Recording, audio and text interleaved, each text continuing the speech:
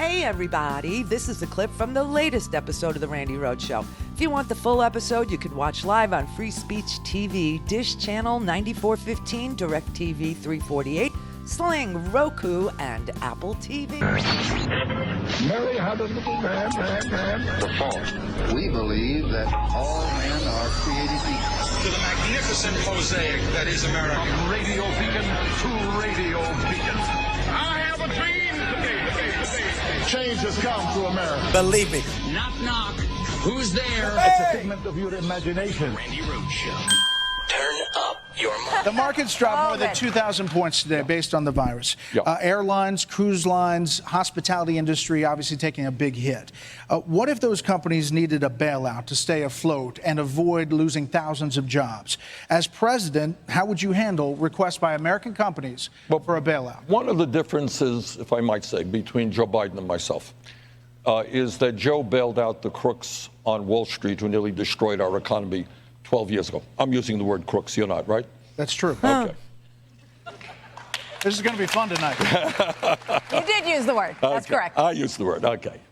And these guys, after destroying the economy, they came to Congress and they hate, they oppose, they want to cut Social Security, Medicare, and Medicaid, many of these Wall Street executives.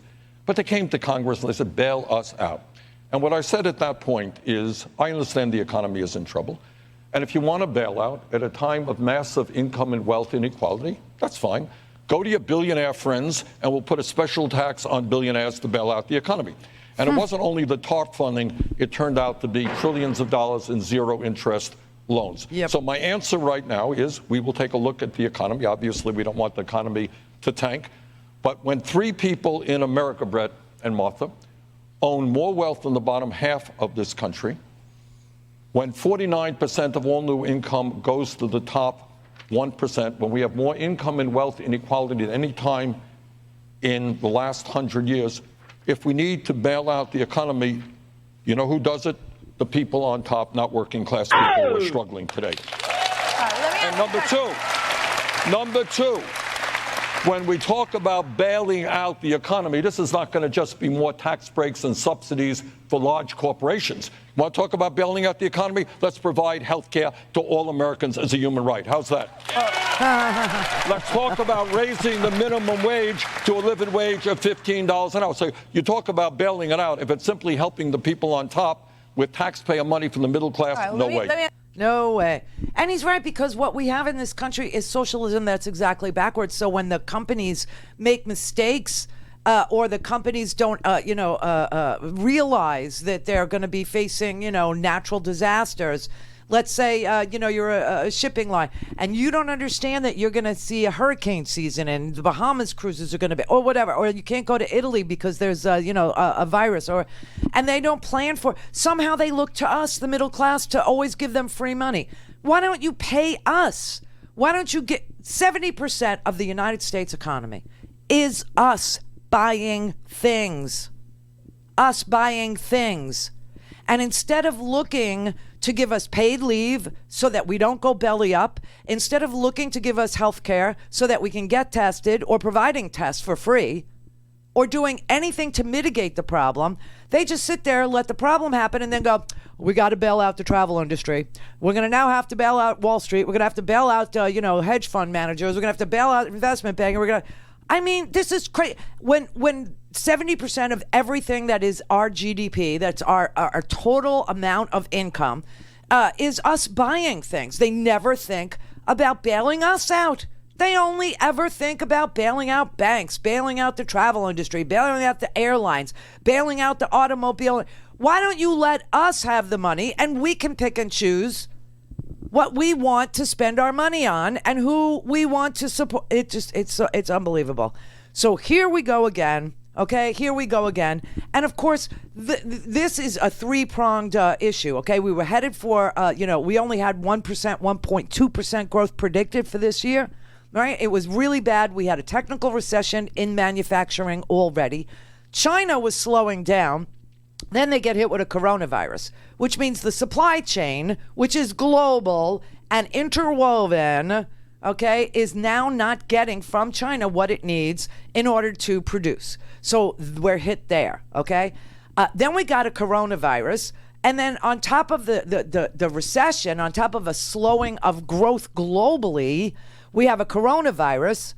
And we have all this free money that was, sloshing around since the bailouts of 2008. We were supposed to get them to pay us back, but we never did. So all this free money is sloshing around, and people are taking that money and they're borrowing money to buy more stocks and blah, blah, blah. And now what you have is another bubble. And you got 50% of investment grade, non-financial corporate bonds rated triple B. What does that mean? Junk. If the economy slows significantly, okay, corporate cash flow leads to a wave of defaults. That is a depression. Why don't they give us the money? Give us the freaking money. I mean, it makes no sense. They always look at the top. And we have to bail out the top. They never provide for the people who are driving this economy. And we are the people who are driving this economy. Consumers. Our degenerate online shopping. Our going to a department store. Our going to a mom and pop store. Our going to a local restaurant. That is what makes the economy work. And we're the first that are deprived. Always us. And then the people who have all this free money and borrow because interest rates are so low that money is basically free for them, they're the ones that have to default because they owe so much money on buying gambling chips. They play the stock market. They buy gambling chips with our freaking money. It's so sick. And so you got people that were struggling before this panic. You got people that were struggling before this virus. And now you have people that are saying, I can't stay home. And it doesn't occur to anybody except for progressives that the thing that's going to drive this economy into this perpetual vortex down the drain is us not having enough money. They're talking about $15 billion to the airline industry to help them. Why don't you give us money and tests? Give us coronavirus or take our temperature at the airport, for God's sake. I mean, that's what they do all over the world. People's temperature is being taken. I actually I had some doings, as you know, with a hospital emergency room not too long ago, and I actually said to them, "You've got people in this ER who haven't been triaged. Okay, they're sitting in the waiting room waiting to get triaged, waiting because they walked in, they didn't come by the ambulance, right? And so they're all sitting around in this super crowded waiting room because it's season in Florida, which means all the old people are down here for the winter." Which means it's season, okay? And the snowbirds are down here, and they're older and they get sick. Well, they're all sitting in the hospital waiting room. Nobody has taken their temperature. Nobody has checked their blood pressure. Nobody's done anything to triage them to figure out what their status is and how, to prioritize them. That's what triage is, and I think you all know that. So I complain. I went to their investor relations. Why? Because this particular hospital is a freaking investment banker who owns it. One of the big, this is a separate one. Okay, so there's one over here. This is the one I'm talking about with the ER.